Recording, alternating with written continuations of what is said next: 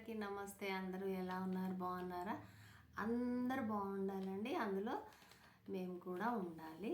ఈరోజు నేను hair colours గురించి చెప్తున్నానండి.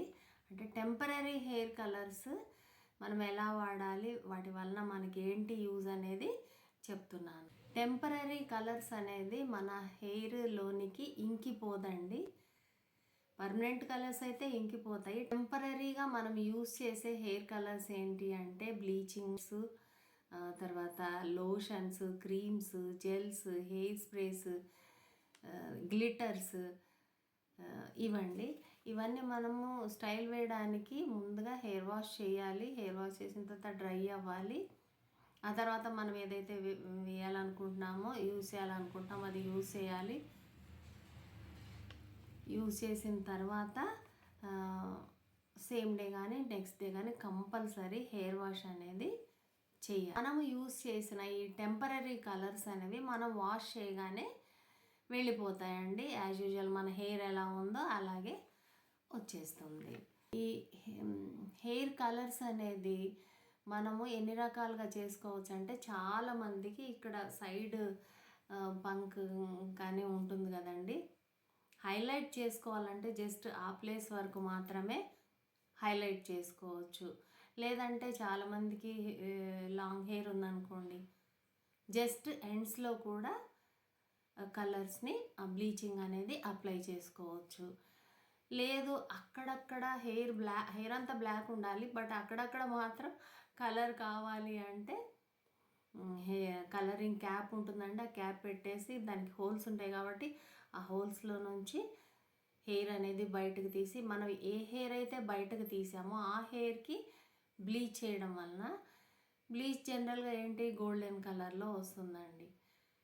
మిగతా హెయిర్ అంతా బ్లాక్గా ఉంటుంది. మనం ఏ హెయిర్ అయితే బయటకు తీసి బ్లీచ్ అప్లై చేసామో ఆ హెయిర్ మాత్రము డిఫరెంట్ కలర్, అంటే మంచిగా కలర్ఫుల్గా కనిపిస్తుంది అన్నమాట.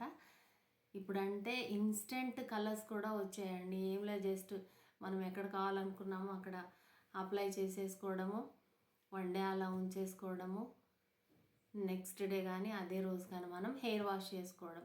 హెయిర్ వాష్ చేసుకొని ఆ కలర్ అంతా కూడా వెళ్ళిపోతుంది. ఈ కలర్స్లో కూడా డిఫరెంట్ అన్నీ మనకు మామూలుగా ఏం కలర్స్ అయితే ఉన్నాయో ఆ కలర్స్ అన్నీ కూడా వచ్చేసాయండి టెంపరరీ కలర్స్లో. బ్లీచింగ్ అనేది కానీ, జెల్స్ కానీ, లోషన్స్ కానీ అప్లై చేయడం వల్ల డిసడ్వాంటేజెస్ ఏమన్నా ఉన్నాయా అంటే, ఎప్పుడైనా అకేషనల్గా యూస్ చేసినప్పుడు ఎలాంటి డిసడ్వాంటేజెస్ అనేవి ఉండవండి.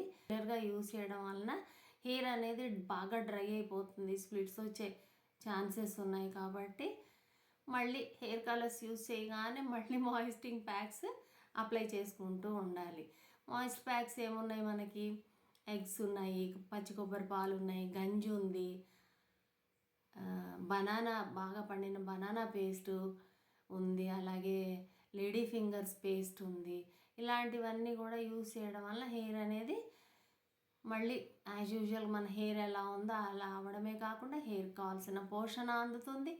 హెయిర్ అనేది సిల్కీగా, షైనీగా కూడా, స్మూత్గా కూడా కనిపిస్తుంది. అలాగే హెయిర్ అనేది ఇలా ఫాలింగ్గా కూడా కనిపించడానికి హెల్ప్ అవుతుంది అన్నమాట.